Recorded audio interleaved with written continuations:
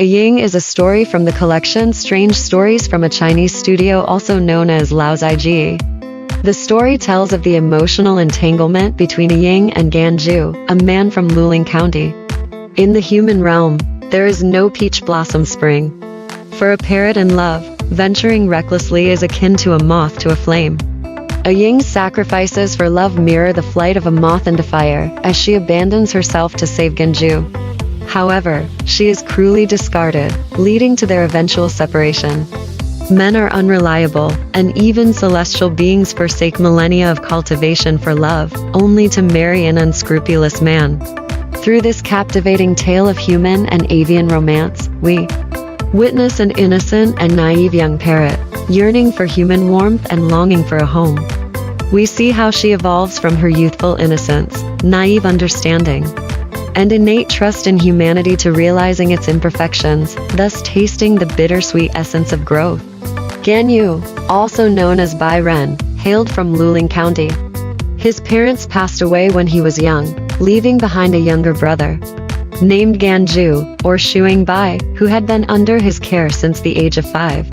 Gan Jue was affectionate by nature and treated his younger brother as if he were his own child. As Gan Jue grew older, he developed exceptional looks, a striking appearance, and remarkable intelligence. His writing skills were also excellent. Gan Jue grew even fonder of him, and often praised, "My younger brother is both talented and handsome. He deserves a great wife." However, due to his overly picky nature, he never found a suitable match. One day, Gan Jue was reading in the Quangshan temple.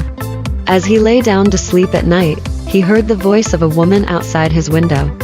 He discreetly looked and saw 3 or 4 young women sitting on the ground, while servants prepared food and drinks. All of them were exceptionally beautiful. One of them spoke, "Lady Ken, why isn't Ying here?" Another woman, seated below, replied, "Yesterday, she was injured by a villain near the Hangu Pass, and couldn't join us. She's still regretting it."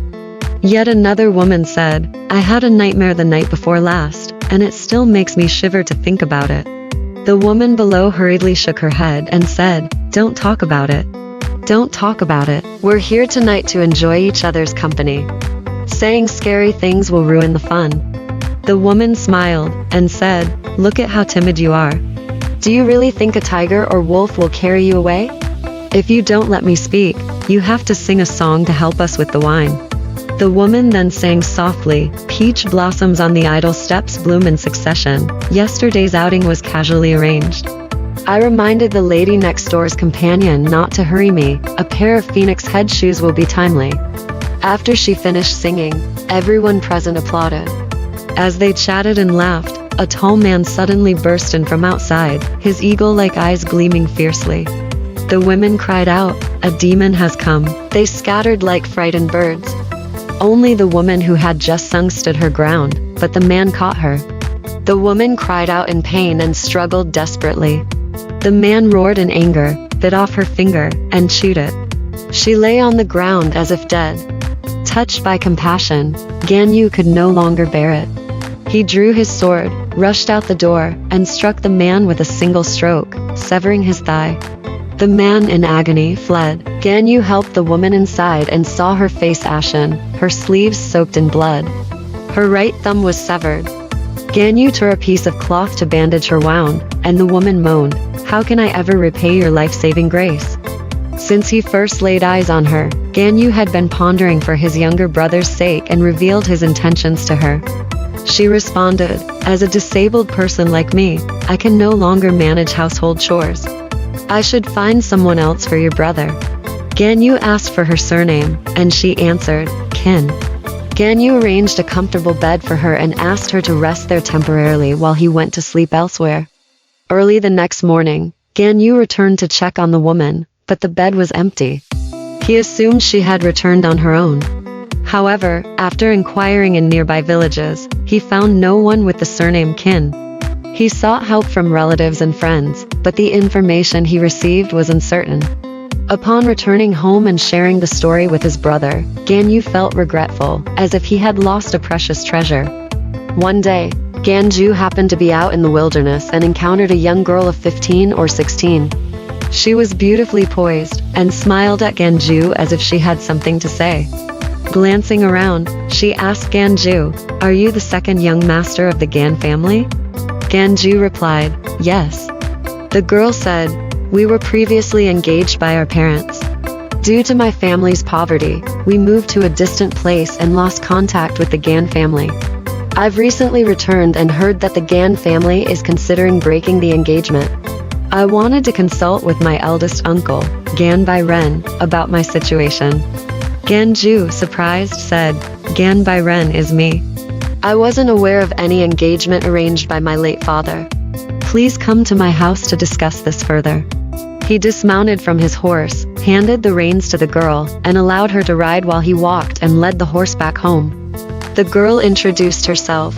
"My name is Ying. I have no brothers, just a cousin named Kanshi. We live together." Gan Jue then realized that Ying was the same beautiful woman his brother had encountered. Gan Jue wanted to inform his family, but Ying repeatedly dissuaded him. Gan Jue felt both excited and anxious about his brother's prospects with such a lovely bride. Yet, he also worried that Ying might be too frivolous, inviting public scrutiny. However, during her stay, Ying displayed graceful composure, gentleness, and eloquence. She treated Gan Jue's sister-in-law as a mother, and the sister-in-law grew very fond of her. On the occasion of the Mid-Autumn Festival, Gan Jue and his wife were enjoying food and drink, and his sister-in-law sent someone to summon Ying. Gan Jue felt somewhat annoyed. Ying had the messenger return, assuring them she would arrive shortly. However, she remained seated, chatting and laughing with Gan Jue for a long time, without showing any intention of leaving. Gan Jue became concerned that his sister-in-law would be kept waiting and urged Ying repeatedly. Yet, Ying just continued to smile and made no move to leave. The story of Ying is one of the tales from Strange Stories from a Chinese Studio.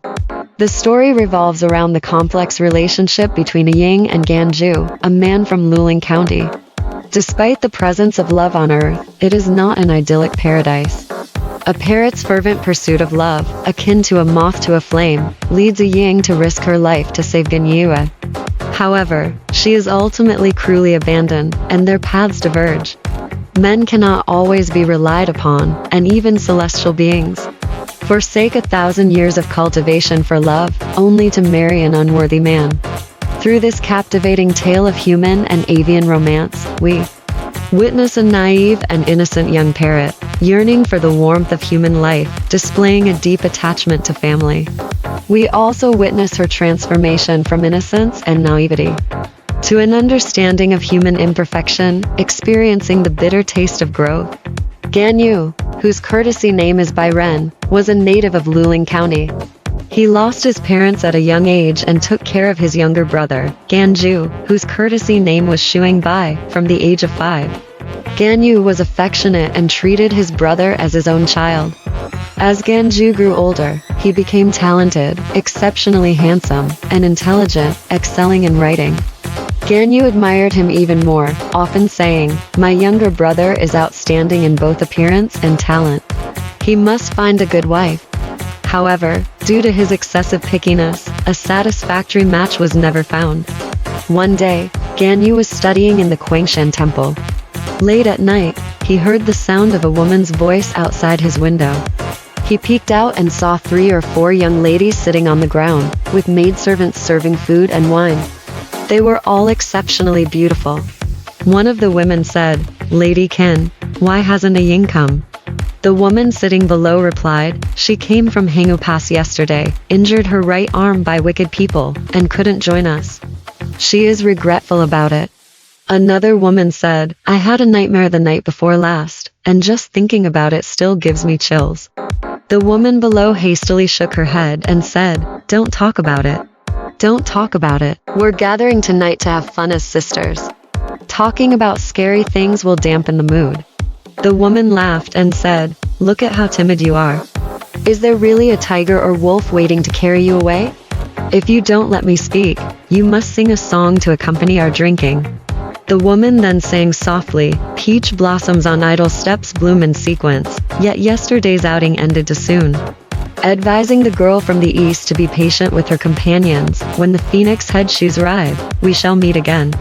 After she finished singing, everyone praised her. Suddenly, a tall man with eagle-like eyes and a terrifying appearance burst in from outside. The young ladies cried out, "A monster has come," and scattered like startled birds. Only the woman who had sung the song moments ago remained, lagging behind and caught by the man. The woman cried out in pain, struggling desperately. The man angrily roared and bit off her finger, chewing it. The woman lay on the ground, appearing lifeless. Gan Jue's compassionate heart surged, and unable to bear it any longer, he drew his sword, rushed out, and struck the man with a powerful blow, severing his thigh. The man fled in pain. Gan Jue helped the woman into the room, and seeing her pale and bloodied, he noticed that her right thumb was severed. He tore a piece of cloth and bandaged it for her. The woman whimpered, "How can I repay you for saving my life?" Since Gan Jue had secretly discussed his intentions with her upon seeing her, she knew his thoughts. The woman said, "I am not originally human. It's just that a marital contract was made during my father-in-law's lifetime. My cousin from the Qin family persuaded me to fulfill the marriage. I know I cannot bear children, and I once thought of leaving you all. But my attachment to you, my brother-in-law and sister-in-law, kept me here. Now that I'm suspected, let us part ways forever." With that, she transformed into a parrot and flew away. When Gan Jue's father was alive, he raised a very intelligent parrot. The parrot was smart, and Gan Jue's father often fed it himself. At that time, Gan Jue was only 4 or 5 years old, and he asked his father, "Why do we keep birds?" His father joked, "To become your future wife." Sometimes when the parrot had no food, Gan Jue's father would call him, saying, "Why don't you give some food to the parrot?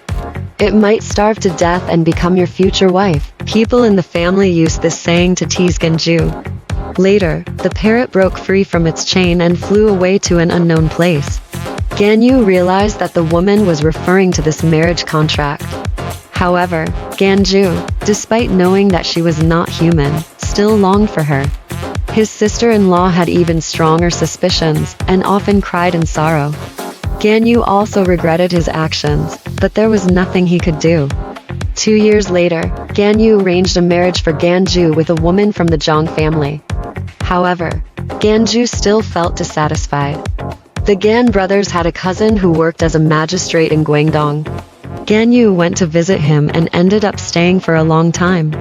During this period, their hometown was plagued by bandits, and nearby villages were mostly reduced to ruins.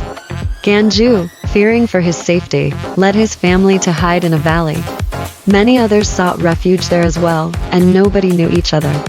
Suddenly, Gan Jue heard a woman's voice speaking softly, sounding remarkably like a Ying. Urged by his sister-in-law, he approached, and indeed, it was a Ying. Gan Jue was overjoyed, and he caught a Ying's arm tightly. A Ying told the others, "Please go ahead, sister. I'll speak with my sister-in-law and catch up with you." A Ying approached the sister-in-law, who burst into tears upon seeing her. A Ying consoled her, and said, "This is not a safe place." She persuaded them to return home. Despite Gan Jue's fear of bandits, a Ying reassured him, saying, "It's all right." She then accompanied them back. A Ying placed some soil outside the door and instructed the family to stay indoors and not go out. After a brief conversation, a Ying turned to leave. The sister-in-law quickly grabbed her wrist, and 2 maidservants held her legs. A Ying had no choice but to stay. However, she refused to enter Gan Jue's room, despite his invitations. One night, when Gan Jue was away, Gan Jue anticipated a Ying's arrival and hid nearby. A Ying did indeed come, and Gan Jue suddenly appeared, intercepting her and insisting that she come to his room. A Ying said, "Our bond is already over. Forcing ourselves together might incur punishment from the heavens. It's better to leave some room and meet each other often in the future. What do you think?" But Gan Jue didn't listen. He engaged in intimate activities with her again. As dawn broke, a Ying went to see her sister-in-law.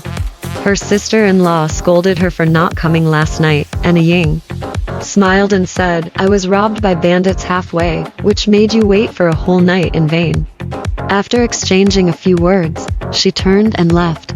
Not long after, a very large civet cat carried a parrot in its mouth and passed by in front of the sister-in-law's bedroom. Upon seeing this, the sister-in-law was utterly shocked and suspected that the parrot was a Ying. At that moment, the sister-in-law was washing her hair, and she hurriedly stopped and shouted loudly.